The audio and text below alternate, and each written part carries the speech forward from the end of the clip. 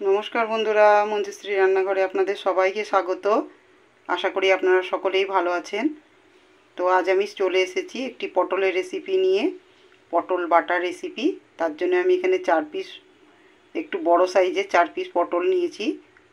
পটলটা ভালো করে ধুয়ে পরিষ্কার করে নিয়েছি।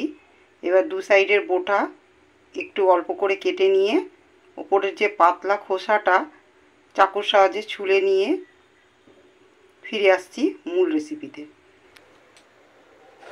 তো বন্ধুরা, পটলগুলোর দুদিকের বোটা কেটে নিয়ে হালকা ওপরের খোসাটা ভালো করে হালকা করে ছাড়িয়ে নিয়েছি।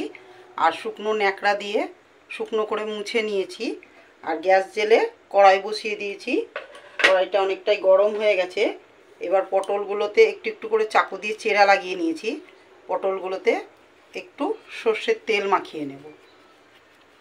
তো পটলগুলোতে একটু সর্ষের তেল মাখিয়ে নিয়ে কড়াইয়ের মধ্যে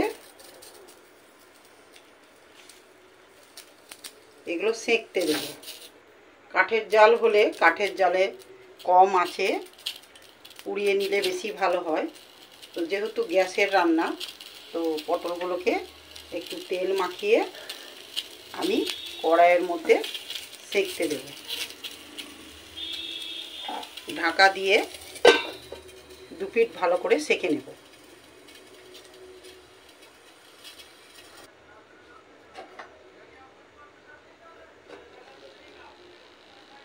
তো ঢাকা দিয়ে 5-7 মিনিট খুব ভালোভাবে পটলগুলো সেঁকে নিয়েছি। দেখুন বন্ধুরা, অনেকটাই খোসাগুলো একদম নরম হয়ে গেছে, কালো কালচে কালচে হয়ে গেছে।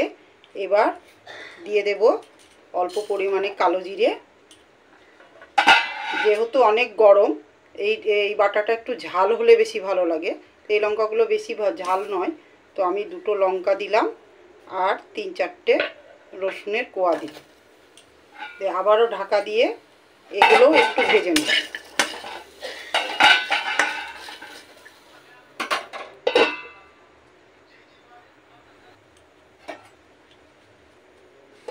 দু 3 মিনিট পর রসুন লঙ্কাগুলো খুব ভালোভাবে ভাজা হয়ে গেছে। আর পটলটা তো একদম নরম হয়ে গেছে। তো সমস্ত কিছু শুকনো কড়াইয়ে আমি একদম নেড়ে নিয়েছি। রসুনের কাঁচা গন্ধটাও তার কারণে চলে গেছে। আর লঙ্কাগুলোও একটু ভাজা ভাজা হয়ে গেছে। শুকনো ড্রাই রোস্ট করেছি, এখানে কোনো তেল দিইনি। শুধু পটলগুলোতে আমি 1-2 ফোঁটা তেল দিয়ে পটলগুলোকে সেঁকতে দিয়েছিলাম। তো এবার ঠান্ডা করে নিয়ে ফিরে আসছি আপনাদের সামনে।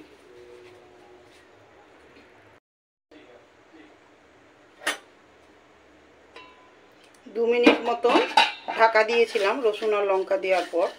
তো এগুলো শুকনো কড়াইয়ে বেশ ভাজা ভাজা হয়ে গেছে। রসুনের কাঁচা গন্ধটা চলে গেছে, রসুনগুলো হালকা লাল হয়ে গেছে, লঙ্কাগুলো হয়েছে। তো এবার ঠান্ডা করে নিয়ে আমি পটলটা বেটে নেব।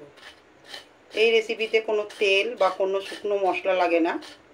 এই লবণ দিয়ে বেটে ওপর থেকে একটু কাঁচা তেল দিয়ে দিলেই রেডি হয়ে যাবে আমাদের পটল বাটার রেসিপিটা। তো এই দেখুন বন্ধুরা, খুব বেশি হয়নি পরিমাণে, যেহেতু আমি 4টে পটল দিয়েছিলাম। তো আমি ভালো করে ফাইন বেটে নিয়েছি শিলনোড়াতে। আপনারা মিক্সিতেও করতে পারেন। আর পটলটা আপনারা আপনাদের প্রয়োজন মতন দিতে পারেন। তো এই সময়ে দিয়ে দেব 1 চামচ সর্ষের তেল। এই সর্ষের তেলটা দেওয়ার কারণেই স্বাদটা খুব ভালো আসবে। এবার তেলটা দিয়েও ভালো করে নাড়িয়ে নেব বাটাটা। আমি এখানে ইচ্ছা করেই শুকনো লঙ্কা দিইনি, প্রচণ্ড গরম পড়ার কারণে। একটা শুকনো লঙ্কা ভেজেও দিলে ওটাতেও খুব ভালো স্বাদ আসে। তো আমি একদম হালকা করার চেষ্টা করেছি। তো আমি ভালো করে সর্ষের তেল দেওয়ার পরে বাটাটার সঙ্গে ভালো করে মিশিয়ে নিয়েছি। গরম ভাতে খেতে অসাধারণ লাগে, রুটি পরোটার সাথেও খাওয়া যায়। জাস্ট মুখটা ছেড়ে যায়, মুখে একটা স্বাদটা বদল হয়। খুব সুন্দর এটার টেস্ট। ভাজা তরকারি, দম, পটলের তো আমরা বিভিন্ন রকমের করে খেয়ে থাকি। সেদ্ধ করেও একটা পেস্ট করা যায়, পটলটাকে কুচি করে ভেজে নিয়েও একটা বাটা করা যায়, সেটার একটা অন্যরকম স্বাদ। আর এরকম সেঁকে নিয়ে করার এটাও একটা পুরো সম্পূর্ণ আলাদা রকম স্বাদ। তো আপনাদের কাছে অনুরোধ রইল, আপনারাও বাড়িতে একবার এরকম ট্রাই করবেন। আশা করি আপনাদেরও ভালো লাগবে। তো ফিরে আসবো আর আবার কোনো নতুন রেসিপি নিয়ে। সকলে ভালো থাকবেন, আমার পেজটিকে ফলো করে চ্যানেলটিকে সাবস্ক্রাইব করবেন, বন্ধুদের মধ্যে শেয়ার করবেন। ফিরে আসবো আবার নতুন কোনো রেসিপি নিয়ে। সকলে ভালো থাকবেন, সুস্থ থাকবেন। ধন্যবাদ।